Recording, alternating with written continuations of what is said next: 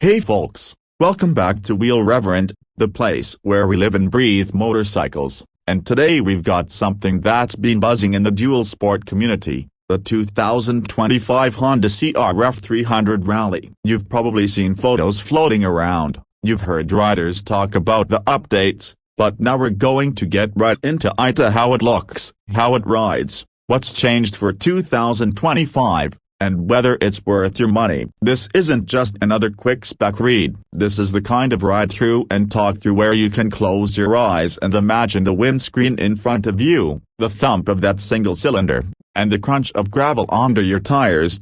When Honda first brought the CRF300 Rally to market, it filled a gap for riders who wanted something capable on the trail but civil enough for the commute. No 500-pound adventure behemoth. No high-strung race replica, just a friendly, honest, and surprisingly capable middleweight dual sport. Over the years, Honda has fine-tuned it, and for 2025, the CRF300 Rally gets a handful of smart upgrades that may not seem dramatic on paper but absolutely make a difference once you're in the saddle. I've spent some time with this machine, and it's one of those bikes that doesn't try to impress with sheer numbers but instead wins you over with the way it all comes together.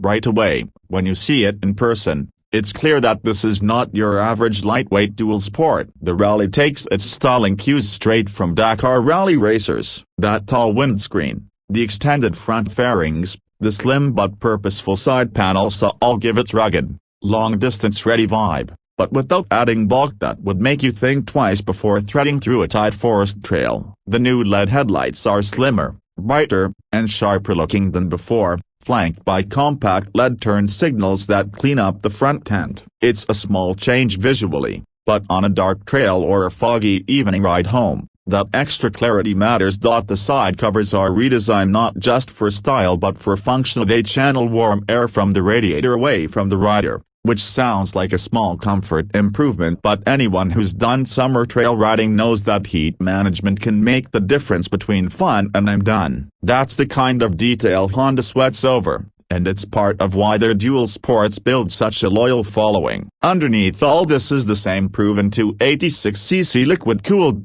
single cylinder that's been the heart of the CRF300 line. It's counterbalanced, so even though single-cylinder thumpers have that characteristic pulse, the vibes are pleasantly subdued. You're looking at roughly 27 horsepower at 8,500 revolutions per minute and about 26 or 27 Newton-meters of torque around 6,500 revolutions per minute. That's not superbike territory, but it's more than enough for its mission. Responsive enough to loft the front wheel over a log, pull you up a hill in second gear, or cruise the highway in sixth without feeling like you're wringing its neck. The fuel injection is spot on, giving you smooth throttle response whether you're starting cold in the morning or blipping for a downshift halfway up a rocky climb. One of the more welcome changes for 2025 is in the suspension. Honda has given the Rally stiffer springs and tweaked the internals in both the Showa 43mm upside-down fork and the ProLink rear shock. That translates to a more controlled feel when you hit ruts or land from a jump, less of that wallow and more stability without becoming harsh. You've still got over 10 inches of travel at both ends,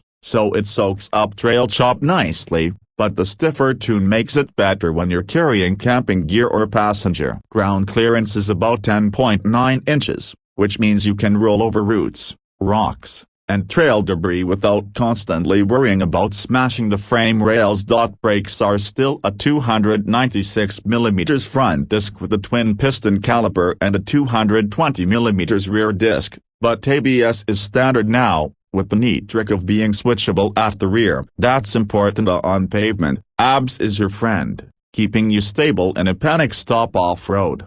You might want to lock that rear to pivot the bike in tight switchbacks. Being able to choose is the best of both worlds. Climb into the CDS. It's tall at just over 35 inches, but that's the price you pay for suspension travel up, and you're greeted by a digital display that gives you all the essentials: tachometer, speedometer, twin trip meters, fuel gauge, clock. It's bright and readable in sunlight. The controls are familiar Honda, smooth levers, positive switchgear clicks, and a clutch that feels light enough to work all day without a sore hand. The seat itself is narrow at the front so you can reach the ground more easily, but it widens toward the back for better support on longer rides. Passenger accommodations are decent for the class, with folding foot pegs and a seat that's long enough for two without being cramped. Wheels are a 21-inch front and 18-inch rear, the classic off-road combo that opens up a world of tire options. From aggressive knobbies to 50/50 adventure tires, you can set it up for your preferred terrain. The stock rubber is a compromise leaning toward the dirt side, giving good bite in loose soil but still civilized on asphalt, and the Rally-specific larger fuel tank bigger than the standard CRF300 Rally means you can push further between stops. It's one of those practical differences that separates the Rally from its simpler sibling. If you like disappearing into the backcountry for a whole day, you'll appreciate the range. On the road, the Rally feels stable and surprisingly refined for a lightweight dual-sport. 6th-gear acts as an overdrive, so you can hold highway speeds without a constant buzz, and the windscreen actually does a respectable job of deflecting wind blast from your chest. Off-road, the weight at around 313 pounds feels manageable, and the slim waist of the bike lets you grip it easily with your knees. The gearing is friendly, lower gears give you to work for technical work, while the top end is tall enough for relaxed cruising. It's not going to be the fastest bike on the highway, but that's not its mission. Its mission is to get you from your garage to the trailhead, up and over the mountain, through the woods, across the river, and back again without a trailer, without a fuss, and without the constant maintenance some high-performance enduros demand. And speaking of maintenance, Honda's reputation here is part of the Rally's charm. Oil changes and basic servicing are straightforward.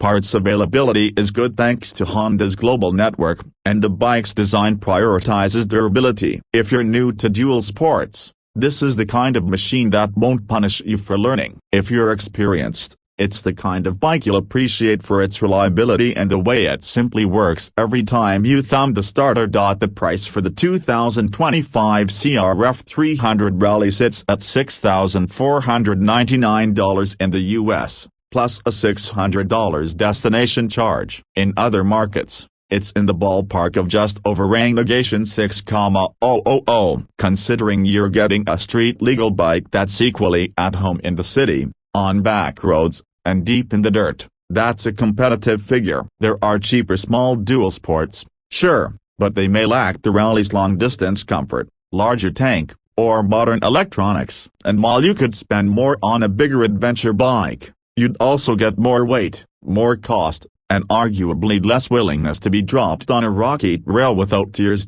What makes the Rally stand out in the crowded dual sport field is its blend of friendliness and adventure chops. It's approachable for newer riders thanks to its smooth power delivery, light clutch, and manageable weight. It's satisfying for veterans because it's capable of serious trail work, has a proper long travel suspension, and is comfortable enough to do a few hundred miles in a day. The Rally-inspired styling isn't just for looks up, it adds real wind protection and range, making it more than just a weekend toy. And then there's the Honda factor, the peace of mind that comes from decades of engineering and an after-sales network that's there when you need it. After riding it, the feeling you're left with isn't adrenaline or intimidation, it's confidence. The Rally doesn't shout, it quietly gets on with the job, whether that job is threading city traffic, hauling camping gear into the wilderness, or exploring gravel tracks you've never dared to try. It's a bike you can trust to get you out there and back again,